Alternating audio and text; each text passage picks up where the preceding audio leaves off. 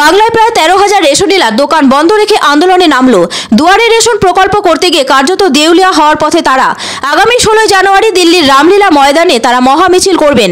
দেশব্যাপী 5 লক্ষ ration dealer এই আন্দোলনে সামিল হয়েছেন। তাদের আন্দোলন রাজ্য এবং কেন্দ্র দুই সরকারের বিরুদ্ধেই। বাংলায় প্রায় 22,000 রেশন ডিলার রয়েছে, তাদের মধ্যে 13,000 রেশন ডিলার ধর্মঘটে সামিল হয়েছেন। বাংলার রেশন ডিলারদের বক্তব্য, দুয়ারে রেশন প্রকল্প চালিয়ে যাওয়া কার্যত অসম্ভব। এ নিয়ে ইতিমধ্যে সুপ্রিম কোর্টে মামলা চলছে।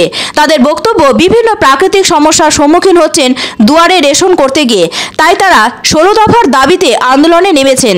তাদের আরও দাবি, মাসে ন্যূনতম 50,000 টাকা আয় সুনিশ্চিত করতে হবে, নতুন কন্ট্রোল অর্ডার প্রত্যাহার করতে হবে।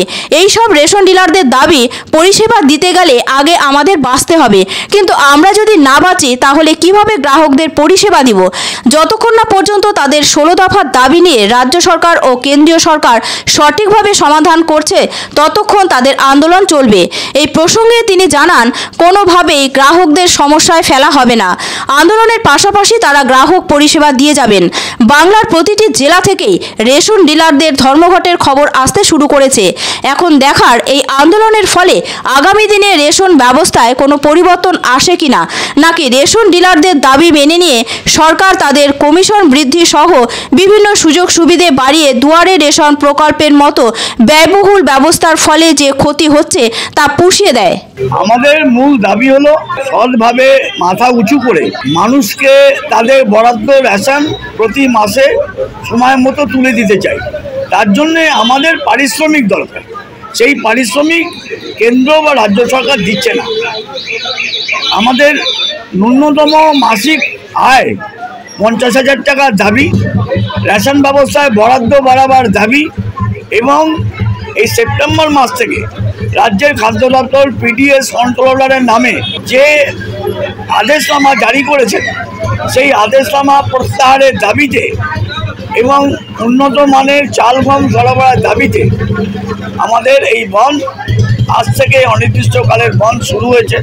এই বন্ধের ফলে দেশের 80 কোটি 35 লক্ষ মানুষ এবং রাজ্যের 8 কোটি 80 লক্ষ মানুষ যারা খাদ্যসাথী প্রকল্পে অন্তর্ভুক্ত আছেন, তাদের কোনোভাবেই আমরা রেশন থেকে বঞ্চিত হতে দেবো না। আন্দোলন প্রত্যাহার হওয়ার পরে সেই তাদের প্রাপ্য মাল আমরা তাদের হাতে তুলে দেবো, এটা আমরা অঙ্গীকারবদ্ধ। আমাদের যে মূল দাবি 16 দফা দাবি নিয়ে আমাদের আন্দোলন। এই 16 দফা দাবি যতক্ষণ না পর্যন্ত রাজ্য সরকার বা খাদ্য দপ্তর সিদ্ধান্ত নিচ্ছেন, ততক্ষণ পর্যন্ত আমরা এই দাবিতে অনড়। আমরা রাজ্য সরকার এবং কেন্দ্রীয় সরকার দুই সরকারের বিরুদ্ধেই আমাদের এই আন্দোলন, দেশব্যাপী এই আন্দোলন। আমার হিসাবে তো আমি তো চাই কি ধর্মঘট কোনো দিন হয় না, ধর্মঘট দিয়ে সবসময় লসই হয়, কোনো দিন লাভ হয় না। আর এই রাশন দোকান তো অবভিয়াসলি রোজের দরকারি জিনিস, এটা বন্ধ হলে সবারই অসুবিধে। আমার কি, সবারই অসুবিধে, খাওয়া দাওয়া জিনিস। আমি এই নিউজ চ্যানেল দেখে আসলাম এটা কী বন্ধ, এই মাসে তো একদিন পাওয়া যায় আর মানুষ নিয়ে, আর তারপরে এসে পাওয়া যায় না, অসুবিধে। সরকারকে ভাবতে হয় কিভাবে কি করা যায়। এই ধর্মঘট করলে অলওয়েজ লস হয়, মানুষদের লাভ কোনো দিন হয়।